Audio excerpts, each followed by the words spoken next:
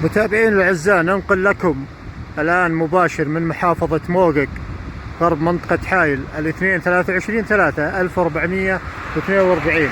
ما شاء الله تبارك الله، أقوى سحابة رعدية من قرية دليهان على طريق تبوك حتى وصلت إلى محافظة موقق. زي ما تشوفون ما شاء الله، هذا الكوبري والعبارة اللي أمام محافظة موقق على طريق تبوك الآن مباشر. طبعا زي ما تشوفون الضباب الآن جانا من شدة البرد، يعني في برد واجد على طريق تبوك وأمام محافظة موقق حتى قرية دليهان.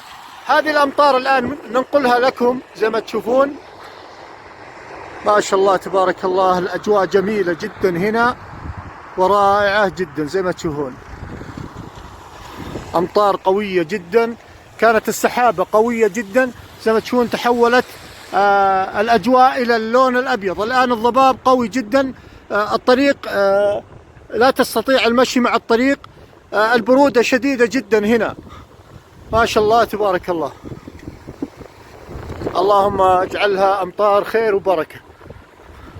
الآن الضباب يصلنا درجة الحرارة أو درجة الآن البرودة تزداد على طريق تبوك وأمام محافظة موقق.